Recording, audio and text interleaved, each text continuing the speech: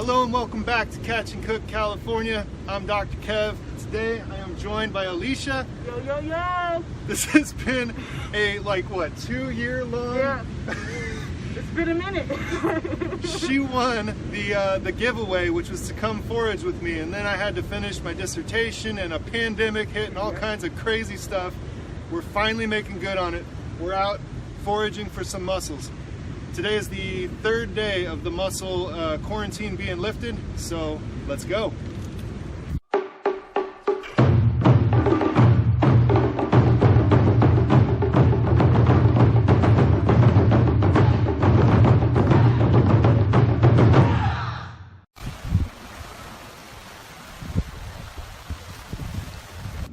All right, folks, so Alicia and I are gonna walk down into the intertidal zone right now. It is absolutely pounding out there. Even though it's a minus 0.8 today, it feels like it's probably gonna be more like a minus 0.2 because the surf is really pounding into the intertidal zone. Those are times when it can be really dangerous, and so I want to avoid any kind of intertidal accidents. So what we're gonna do is we're just gonna work the very highest portions of that intertidal zone so that we can safely get some mussels. And today is the kind of day I want one eye on the water all the time. So we're gonna head over there and see if we can get some mussels for dinner. But before we do, this cliffside reminds me of something that I saw yesterday. By the time this video drops, a whole bunch of folks are gonna be out along the shore casting out crab snares for Dungeness crab. And I got thinking the other day when I saw this that you guys gotta be extra careful where you set up, where your families are gonna be sitting if they're not crab snaring, where you're sitting when you're watching your rods and just waiting for waiting between pulls to check them. Check this out.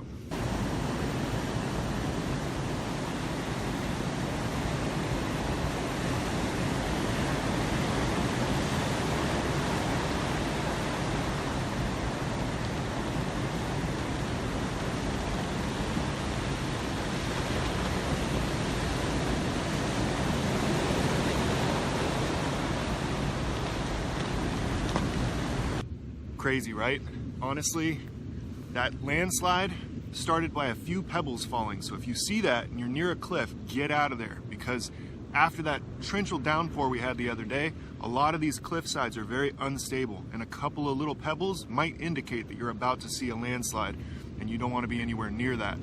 That wasn't big enough to take out a school bus or anything, but it was enough that if your family was down there, they could get really injured and maybe even die. So please, please, please beware of your surroundings out here. All right, let's go foraging. So it is super rough, guys. The tide is going out and yet the swell is building, so it's not even, it feels like the tide's coming in. Yeah. Matter of fact, we gotta rush. We're keeping one eye on the water. So it's about the east side, like the side there? Yeah, this is perfect. And then check out over your shoulder here behind you. Check this out.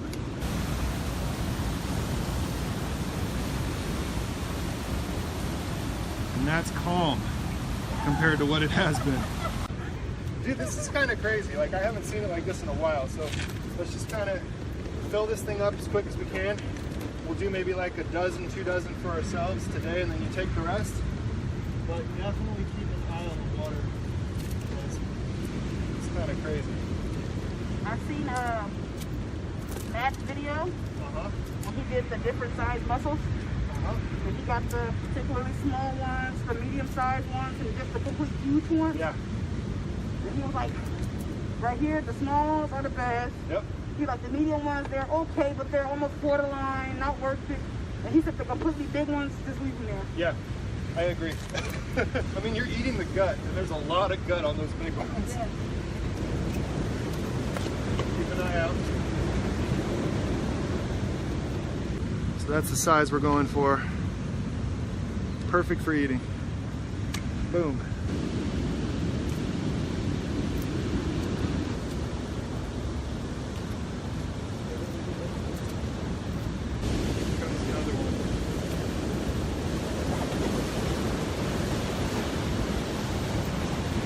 Get up on the rock here. Please get your feet up. Yep. Good, good.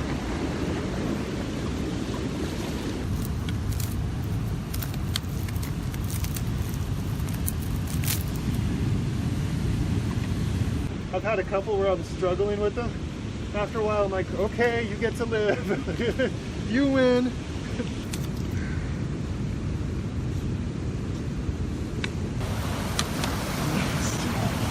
All right, watch the long water. Get up, get up, get up, get up. Get up. Good? Is your boot full? Not yet. Okay. Let's back out and let's start going for some smaller ones. Alrighty folks, we're finished harvesting mussels. Swell's coming in even though the tide's still going out. We're gonna go way up on the beach. We're gonna go cook up a one-pot meal, real simple. Before we do that, I just wanna remind all of you that I am now full-time guiding. So if you're interested in survival skills, if you're interested in fishing, free dive spear fishing, throwing some crab snares, foraging, I've been doing these great mussels in the moonlight tours where I take groups out and we all go and forage mussels and then I cook us a little appetizer in the intertidal zone. I've been taking people for wild mushroom walks and we've been cooking up wild mushrooms, telling people all about how to identify wild mushrooms, and I would love to have you along. As of now, I've been mostly basing these out of the Bay Area.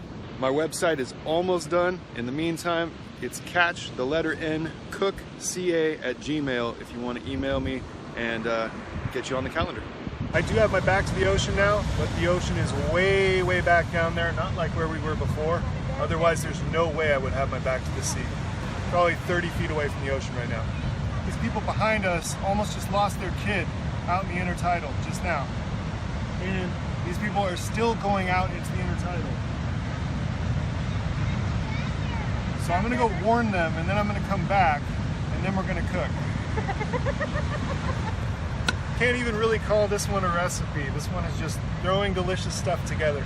So I'm gonna throw some butter in there, but I'm gonna start with some onions and some garlic and some bay leaves. Then I'm going with potatoes. I already cut them up. Cut everything ahead of time, it goes real quick, you know, one pot meal. I'm gonna start that with some beer and some water.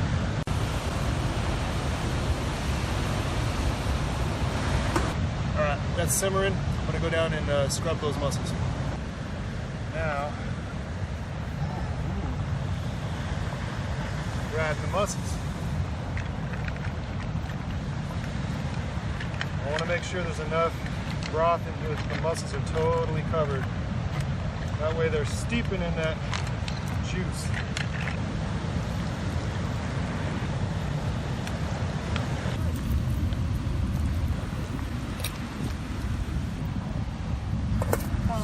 Same thing the next day. Huh? Garlic bread, little boil. Got some sausage in there, some potatoes, some mussels. All right, garlic bread first. Is that working? It's good. It's good. A little spicy for me though. Surprisingly, it's not spicy to me. And you know I don't like spice. Well, next time I'll mellow down the spice a little bit. But no, it's good. That's good. Who made the bread? I made the bread. I figured garlic bread and seafood go pretty well together, you know?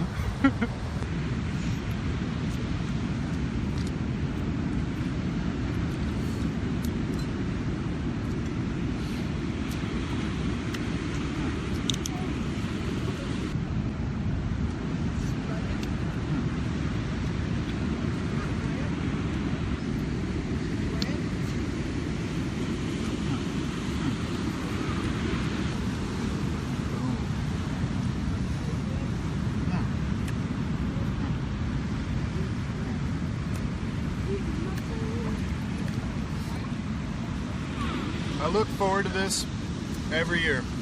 Mussel season, it's like the easiest thing to get as long as you're careful, but it's so good.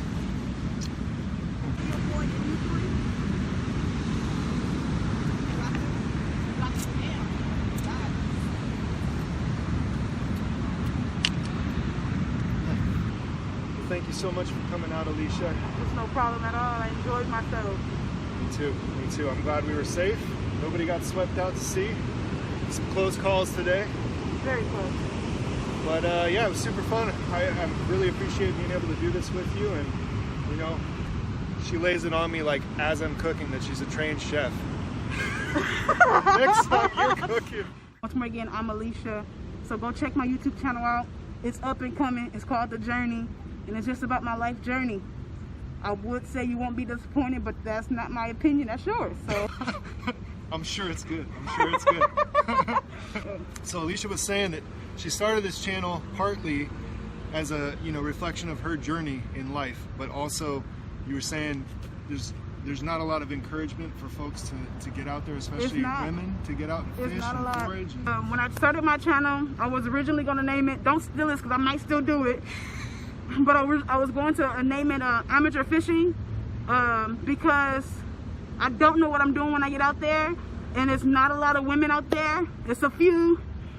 Kelly Young is one, the really only one that I see out there on YouTube, but it's not a lot, and there's not a lot of plus size people either. So on both hands, I want to encourage everybody, us plus size people, us women. It's just to encourage everybody just to get out there, don't give up, don't let nobody hold you back, because if I can do it, if I can overcome some fears, and if I can just get out there and try it, it's a life journey. Don't let life pass you by. I love it. Go check it out. I'll link her channel in the description. Alrighty folks, well I hope you enjoyed this episode, and until next time, keep the old ways alive. I've been mostly basing blah blah blah.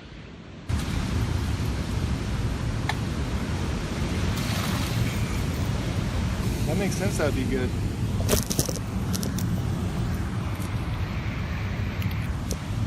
Don't drop the camera.